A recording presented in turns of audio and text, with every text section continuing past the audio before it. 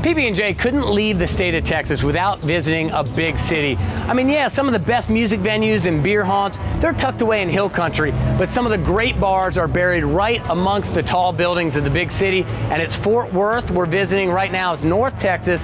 It's an hour from Dallas, but this place knows beer, and we hear a lot of the bar owners talking about the problem with the big city is something for everyone mentality. How do you please the masses? And well, the Flying Saucers figured it out. They don't just have 10 beers, not 20, not 30. They have 80 beers on draft. That's right, 80 beers on draft, over 200 beers total. And well, when you see the Flying Saucer, you'll learn a little bit about the UFO Club, but the big question will be, what's up with all the plates on the wall?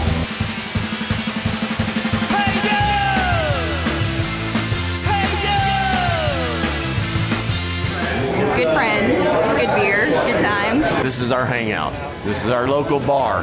This is our cheers type thing. I was the 38th person to get a plate, and I'm on my 3rd plate now. Tonight I'm having my party for completing 200 beers and getting my plate up. It's over there, got a little rag over it so they can do the unveiling it later. So I have my party where I get a bunch of free beer. So just how long did it take him to complete his tour of beer? 6 years, yeah. Well, I put a plate on the wall in 4 to 5 months. I'm 10 beers away from finishing it for the first time. This is number 13. Wow. Do you have a plate on the wall? No, I don't. Are you working your way toward that? I could have, but no, not. You're just not tracking your beer intake? No, I could have a plate already. Okay. That is beer number 200 on my 10th plate. At Flying Saucer, their goal was to bring as many good beers under one roof as possible. If they could offer this sort of selection, it would be a heaven for those who appreciate great beer. So now I see plates with names on it, and I understand I've got to drink 200 beers to get my name on the wall? Absolutely. When I was designing the first menu, I thought, how in the world are we going to get somebody to drink a Rauschenfelser Steinbrau?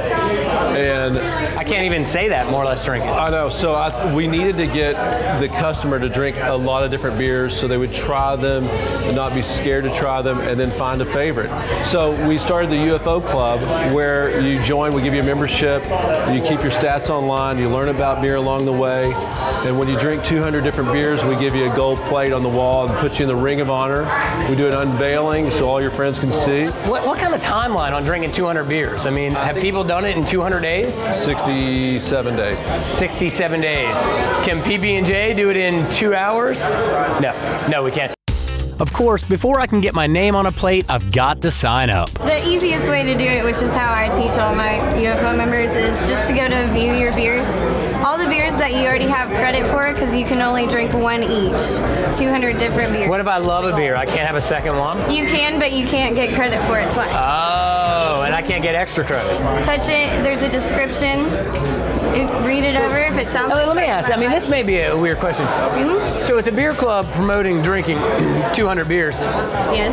I'm supposed to see straight, touch the screen, and read that? Will you do it for me? If I get to like 198 one night, will you navigate through for the last 2 beers? Yeah. Excellent. Okay, so you're also like a beer coach. Yes. Beer number 1 on PB&J's quest for the plate. We've got a good editor, right? We can fake 200, because I just want the plate.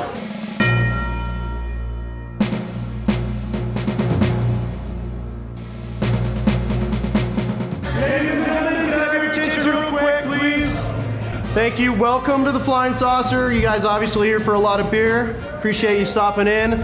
I want to introduce you real quick to Zach. This is not only one of the most common faces you'll see drinking beers up here at the Saucer. He's one of my bestest friends. In between having pints here at the Saucer, he found time to serve his country, had a tour in Iraq and Afghanistan. But tonight, we're actually applauding Zach. We're here for that. Zach's the newest member. And Brian, if you'll do the honors. Congratulations, man, 200 beers. On the wall, immortalized. Speech! Yeah, my plate says 1 year of work, 6 years of legend. There it is. Y'all enjoy your beers. And if over 200 individual beers aren't enough, how about some brew fusions?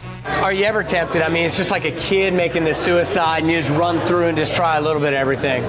I mean, I don't put my mouth under the. That's good answer. Good answer for people watching. But we will play around when we're not rushing serving customers. We'll play around mixing different things. Keith mentioned some brew fusions, beer fusions. Do you have one you can make us that might be a little different? The closest thing we've ever had to an experiment, at least that I've tried, implementing, was old bartender created what he called the ex-wife. It was this mixture, pear cider. I can already tell I don't like the direction this is going. I always mix it with all these famous Arrogant Bastard. The Arrogant Bastard Ale. So I'll try that. This is the ex-wife? That's the ex-wife. It's not on our beer menu, by the way. I feel like a slap in the face after that.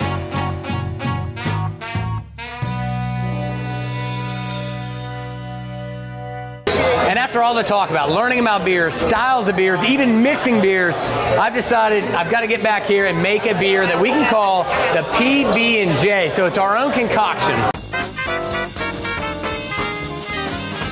Cheers from PB&J.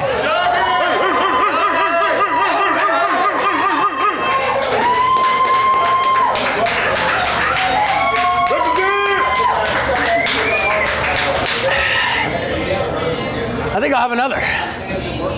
No, not really. How did that taste? Not my favorite beer.